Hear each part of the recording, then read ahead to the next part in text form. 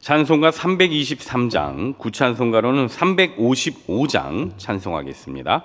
찬송가 323장입니다.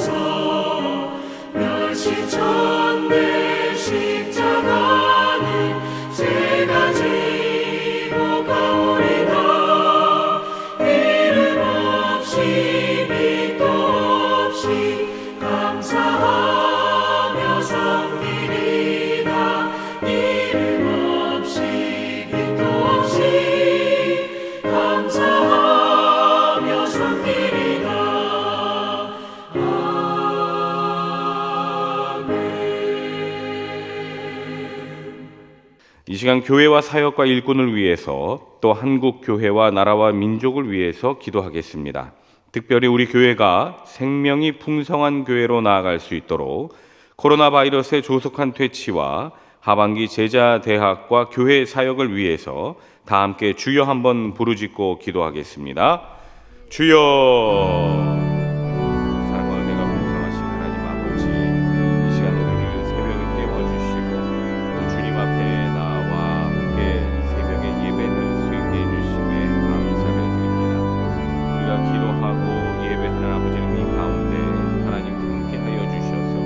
아버지 하나님, 우리들이 허공을 치는 기도만이 아니라 하나님께 상달되는 기도가 될 수 있도록 도와주시고 끝까지 인내하며 기도 응답될 때까지 아버지 하나님 최선을 다해 우리가 기도하면 이 시간 인도하여 주시옵소서. 특별히 우리 교회가 생명이 풍성한 교회로 나아갈 수 있도록 인도하여 주시옵소서. 그리하여 구원의 본주 역할을 충실히 감당하고 또 하나님께 영광 올려드리며 하나님께 참 예배할 수 있는 그러한 교회로서 아버지는 많은 생명을 거듭나게 하는 그런 진정한 교회로서 나아갈 수 있도록 하나님 도와주시옵소서. 또한 이 코로나 바이러스가 조속히 퇴치되기를 간절히 기도합니다. 아버지 하나님께서 정말 기적과도 같은 일을 행하셔서 하나님 정말 생사화복을 주관하시는 우리 주님께서 이 모든 것도 주관하여 주셔서 아버지 하나님이 공포로 떨고 있는 이 많은 백성들을 안타까이 여겨주시고 이것으로부터 벗어날 수 있도록 하나님 인도하여 주시옵소서. 우리 교회가 아버지 하나님 이 하반기에 여러 가지 사역을 준비하고 있고 또한 제자 대학을 진행하고 있습니다. 또한 아버지 하나님 다 함께 전도주의를 아버지 하나님 진행하고 있습니다. 하나님 이 준비된 가정 속에도 함께 하시고 양육 가운데 함께하여 주셔서 많은 이들이 제자 삼는 제자가 될 수 있도록 도와주시고 또 아버지 하나님 복음 전함을 통하여서 하나님께 영광 올려드리며 많은 이들을 인도하고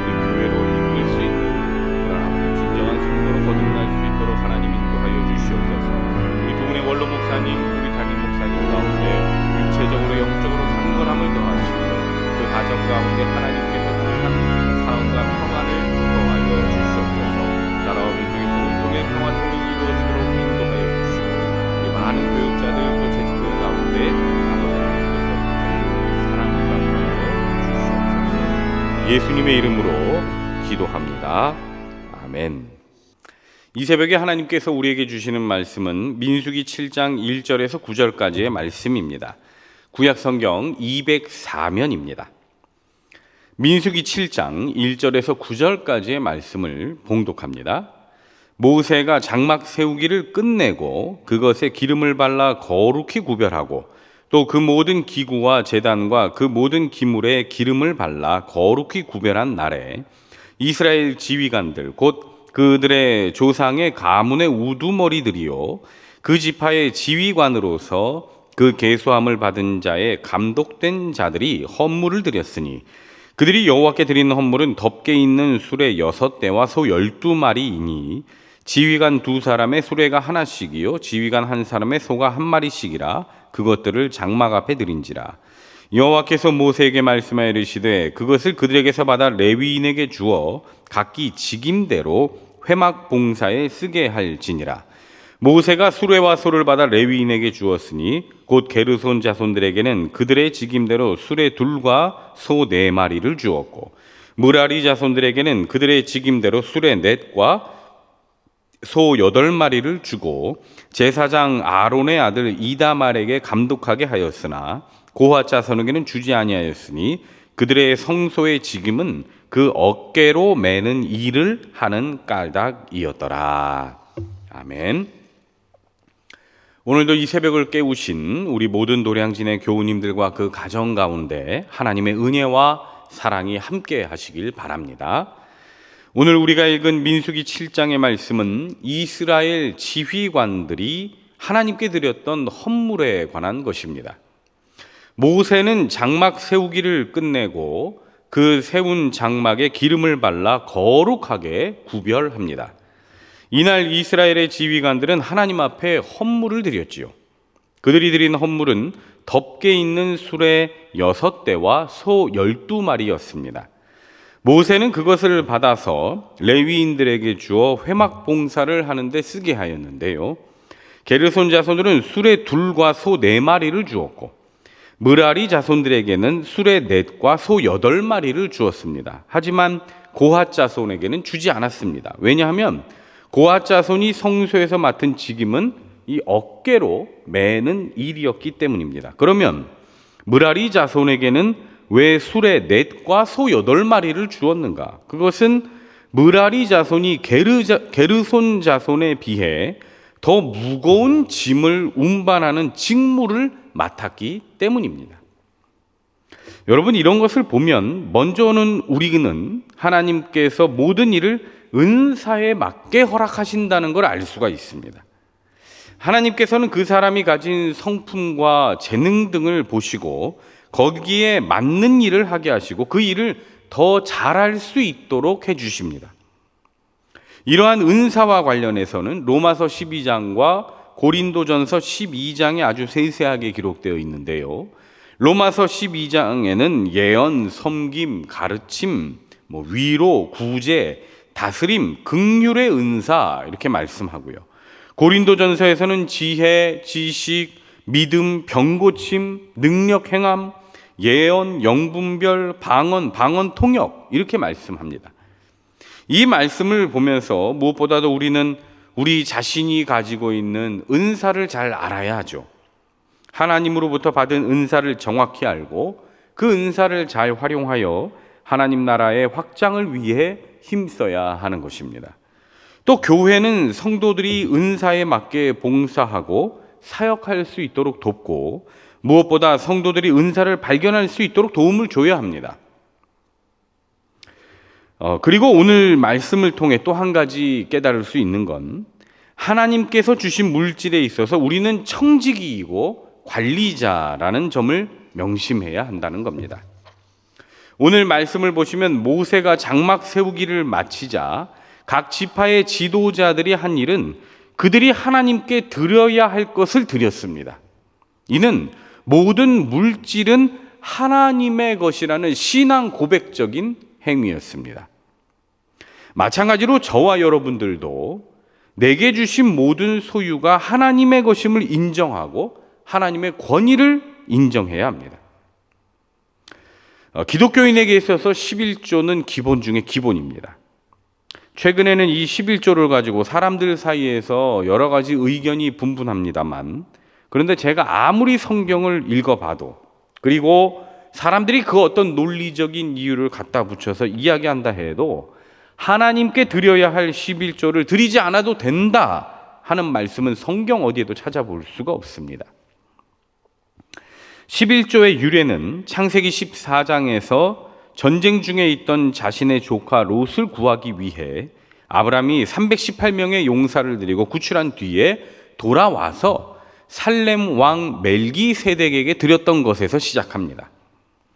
그 이후에도 보면 베델에서 야곱이 10분의 1을 하나님께 드리겠다고 서원한 부분에서 그 11조의 유래를 알 수가 있는데요. 여러분, 11조에 관한 말씀은 말라기서 3장 10절 말씀에 명확히 나옵니다.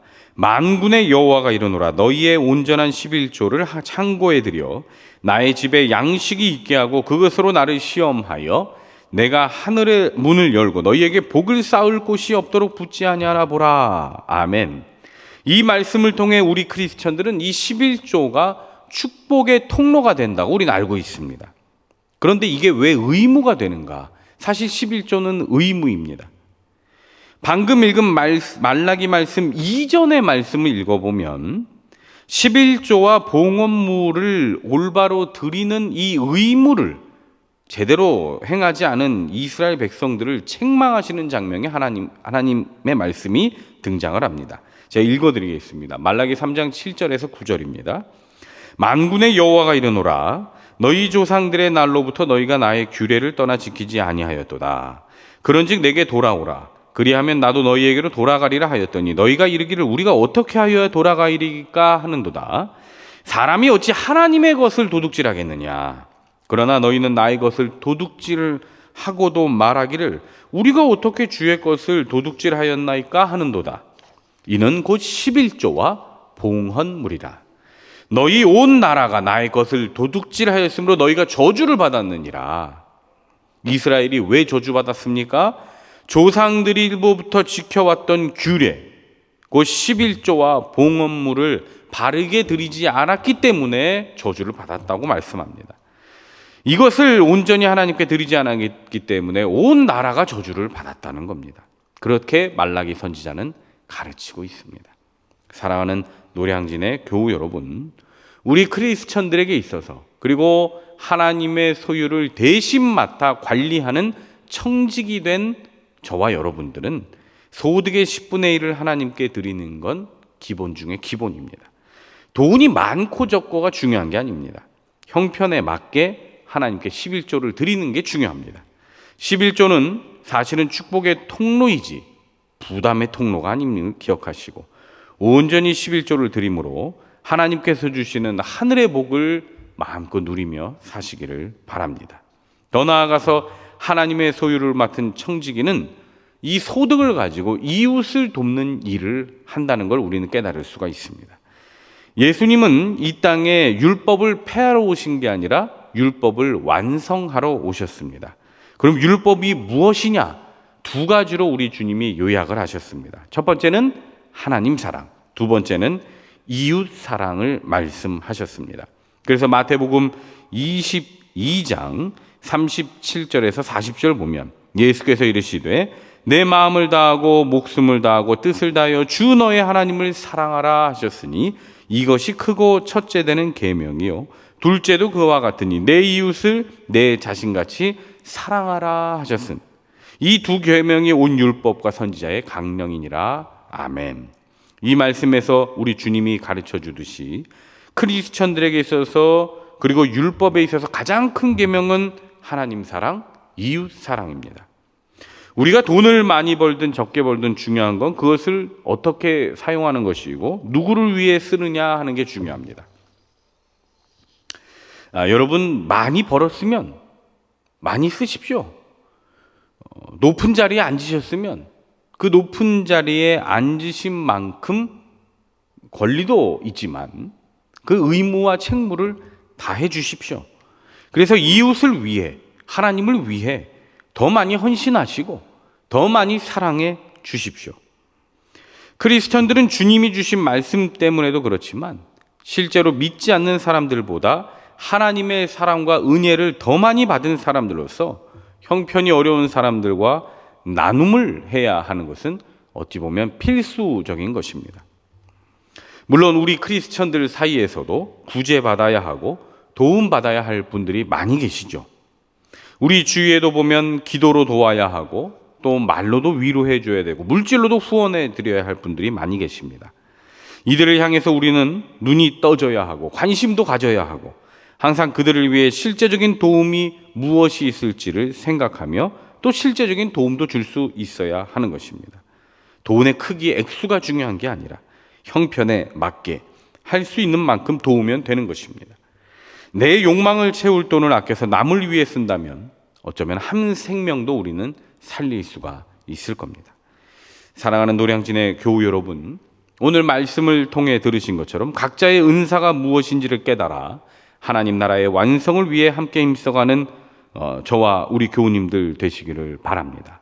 그리고 물질에 관해 청지기 의식을 갖고 하나님의 것을 올바르게 드릴 줄 아는 참된 신앙인의 삶을 살아가셔서 저와 하늘로부터 내려오는 신령한 복과 이 땅의 기름진 복을 누리는 저와 여러분 되기를 주님의 이름으로 축원합니다. 기도하겠습니다. 사랑과 은혜가 풍성하신 우리 하나님 아버지, 오늘 아버지 하나님 말씀을 통하여 우리가 은사가 어떤 것인지, 또 크리스천들이 물질을 드릴 때 또 어떤 마음으로 드려야 하며 의무가 무엇인지 다시 한번 생각해 보았습니다. 사람의 생각으로 하나님의 규례를 아버지 하나님 무시하지 아니하도록 주님 도와주시고, 하나님께서 우리들에게 맡겨주신 이 물질에 관하여 우리가 청지기 의식을 갖고 정말 잘 관리해서 하나님께는 영광이요 사람들에게는 사랑을 온전히 전할 수 있는 저와 우리 모든 교우님들 될 수 있도록 인도하여 주시옵소서. 은혜가 풍성하신 예수 그리스도의 이름으로 기도드립니다. 아멘. 하늘에 계신 우리 아버지, 아버지의 이름을 거룩하게 하시며 아버지의 나라가 오게 하시며 아버지의 뜻이 하늘에서와 같이 땅에서도 이루어지게 하소서. 오늘 우리에게 일용할 양식을 주시고 우리가 우리에게 잘못한 사람을 용서하여 준 것 같이 우리 죄를 용서하여 주시고 우리를 시험에 빠지지 않게 하시고 악에서 구하소서. 나라와 권능과 영광이 영원히 아버지의 것입니다. 아멘.